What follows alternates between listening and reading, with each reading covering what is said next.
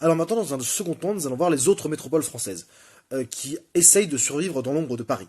Alors déjà, en France, c'est extrêmement particulier, mais on a une définition officielle du terme de métropole, puisqu'en effet, les métropoles sont reconnues par la loi MAPTAM, qui est la loi de 2010, et en fait, certaines collectivités, certaines communautés de communes, si elles sont métropoles, elles ont des compétences particulières, et c'est le cas de 22 métropoles que vous voyez ici. C'est-à-dire qu'elles peuvent mutualiser un certain nombre de compétences, et l'État peut aussi leur donner quelques fonctions.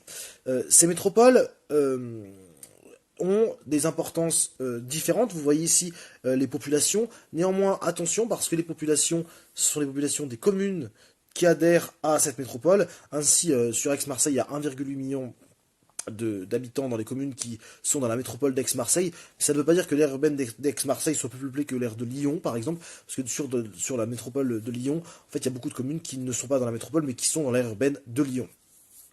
C'est également le cas pour Nice, dont la métropole a une faible population par rapport au poids réel de la ville de Nice. Le but de cette politique, c'est de rééquilibrer le poids de ces métropoles par rapport à Paris et de permettre un développement. En effet, la France est un pays extrêmement centralisé, et dans ce pays très centralisé, les métropoles régionales, nationales ou même européennes autres que Paris ont eu du mal à exister du fait de la concentration des hautes fonctions de commandement et des lieux internationaux à Paris, comme on l'a vu dans le premier point. Alors, déjà, l'objectif, c'est de développer les atouts de ces métropoles. En effet, ces métropoles ont un poids critique intéressant qui peut leur permettre de concentrer certaines fonctions de métropolisation, notamment dans le cadre de l'économie de la connaissance, avec des pôles de recherche des universités, et parfois des clusters technologiques qui peuvent être de haut niveau. Par exemple, Lyon Biopôle, qui est un pôle de compétitivité de haut niveau dans la biologie, ou alors Grenoble autour des nanotechnologies et du CEA, ou même Toulouse autour de l'aéronautique. En plus de cela, ces villes peuvent être extrêmement attractives parce qu'elles ont des coûts du foncier plus faibles que Paris, mais quand même une scène culturelle et un niveau de vie qui peut attirer des populations de cadres supérieurs qui peuvent être attirées par ces villes. En général, ces métropoles régionales drainent un réseau urbain de proximité. Lyon avec Saint-Étienne, Bourg-en-Bresse, Grenoble, ou alors même Marseille, avec Avignon, Salon de Provence, Aix, ou dans une moindre mesure Toulon. Ces métropoles essayent de changer leur image et de devenir attractives. Elles pratiquent donc massivement ce qu'on appelle du marketing territorial, comme on le voit sur cette image. L'objectif est de développer leur attractivité, mais aussi leur image pour attirer des investissements, des touristes, mais éventuellement des habitants, et notamment des cadres supérieurs. Alors maintenant, on va tenter de faire la hiérarchie de ces métropoles et de la caractériser. Alors déjà, en dehors de Paris, on a 3 autres métropoles européennes. Déjà, on a Lyon, qui est une métropole industrielle, avec des fonctions de commandement du point de vue industriel, avec le pôle de compétitivité Lyon Biopôle, mais également des entreprises d'une taille critique importante, Biomérieux, etc. De plus, cette métropole a un quartier d'affaires dynamique autour de la Part-Dieu, mais également de nouveaux quartiers culturels qui ont fait l'objet de recompositions importantes, comme la Presqu'île, notamment autour du musée Confluence, mais également du nouveau siège de la région Auvergne-Rhône-Alpes. Lille et Strasbourg ont également des fonctions européennes, Strasbourg avec le Parlement européen, Arte, et également la métropole lilloise avec des fonctions universitaires très dynamiques. D'autres métropoles sont des métropoles régionales qui bénéficient d'un effet Sunbelt, donc ça veut dire qu'ils sont attractifs pour les cadres, et qui voient des cadres parisiens déménager et qui profitent aussi du TGV et de la proximité à Paris, et donc de la liaison internationale. Donc là, j'entends par là Nantes, Rennes, Bordeaux, Marseille, et dans une moindre mesure, Nice. Ces métropoles extrêmement dynamiques connaissent une forte croissance de leur population, et sont des métropoles spécialisées dans les services.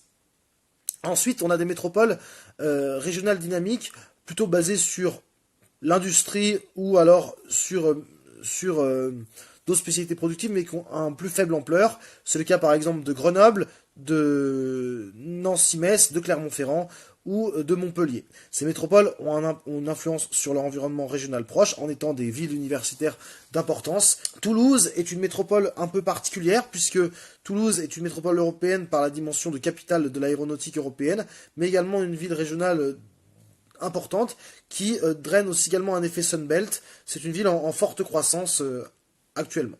Ces métropoles régionales connaissent donc un succès important. Elles bénéficient des politiques de centralisation au travers des métropoles, de la politique des métropoles liée à la loi MAPTAM, et elles tentent de faire un contrepoids à Paris. Néanmoins, aucune d'entre elles n'arrive à concurrencer Paris dans aucun domaine. Alors dans votre cours sur les métropoles régionales, vous devez avoir deux études de cas qui sont Bordeaux et Fort-de-France. 1 minute sur chacune. Fort-de-France, préfecture de la Martinique, ville symbole de la connexion importante qu'ont les Outre-mer avec la France. Bon, déjà, Fort-de-France s'appelle Fort-de-France. En effet, c'est le principal aéroport de la Martinique, mais c'est le port principal. Port et aéroport qui sont plus reliés avec les États-Unis ou la France qu'avec leurs îles des Antilles qui sont à côté, mais même des Caraïbes en général. En effet, le poids de la diaspora et également l'héritage colonial fait que les liens avec la Martinique sont extrêmement forts. Fort-de-France connaît un développement important autour des fonctions touristiques, un léger développement de la croisière, mais également autour des fonctions culturelles et touristiques qui font de cette ville la symbole et la vitrine de la Martinique. Bon, Port-de-France connaît quand même de difficultés économiques avec une pauvreté importante, un solde migratoire négatif, un départ donc des gens vers la métropole et vers la France, parce qu'en effet, dans les Antilles, quand on parle de la métropole, on parle bien de la France et du territoire français en Europe. Néanmoins, il y a comme dans les métropoles européennes des recompositions urbaines avec une reconquête du front de mer, avec le nouveau quartier de la Pointe-Simon par exemple, mais également des recompositions urbaines sur les anciennes friches industrielles. L'économie de Fort-de-France est extrêmement tertiarisée. Les Antilles françaises connaissent en effet une part de l'économie publique dans leur économie qui est énorme. Ces villes étant des villes de représentation souvent et symbole d'une puissance étatique. Et cela ne correspond pas à l'économie beaucoup plus basée sur le tourisme ou alors l'agriculture des pays voisins. Alors maintenant rapidement Bordeaux. Bordeaux, une ville, une agglomération de 850 000 habitants qui est la préfecture de région de la Nouvelle-Aquitaine. Grande ville du sud-ouest qui a un réseau de villes autour qui lui sont dépendantes relativement important, qui va de Poitiers-La Rochelle jusqu'à même Limoges, qui est très connecté avec Bordeaux, et puis au sud Pau et Bayonne. Bordeaux qui est un centre universitaire important, mais qui est une métropole régionale qui n'a pas l'ampleur de Lyon ou même Toulouse, sa concurrente du sud-ouest, pas d'une spécialisation industrielle relativement en retrait, pas de centre d'affaires majeur. Néanmoins, Bordeaux bénéficie à fond de l'effet Sunbelt, depuis qu'elle est reliée depuis 2017 à Paris en moins de 3 heures de TGV. Les prix du foncier ont d'ailleurs explosé dans le centre de Bordeaux. Alors Bordeaux tente un certain nombre de recompositions urbaines pour dynamiser la métropole. En effet, la célèbre Place des Grands Hommes, chantée par Patrick Bruel, et le centre historique de Bordeaux est très connu. Mais autour de la Garonne, qui se transforme au nord de Bordeaux en Gironde, Bordeaux transforme ses anciens chais, ses anciens ports viticoles bien sûr, en des espaces réaménagés, et crée aussi Bordeaux des lieux culturels autour du vin, puisqu'en effet Bordeaux, les grands crus de Bordeaux, des millions, peuvent faire connaître à Bordeaux un rayonnement régional. Bordeaux a également l'intention de créer un quartier d'affaires euro-atlantique au sud du centre-ville, à proximité directe. La métropole de Bordeaux tente donc des recompositions régionales pour exister sur la scène européenne. Néanmoins, comme on le voit sur cette carte, Bordeaux est une métropole extrêmement dépendante de Paris, et l'essentiel des liens des entreprises du secteur innovant à Bordeaux sont liés à des succursales de la métropole parisienne. Alors maintenant, pour terminer, on va parler des petites villes et des villes moyennes. En effet, les villes qui ne connaissent pas une dynamique de métropolisation en France sont dans une difficulté importante.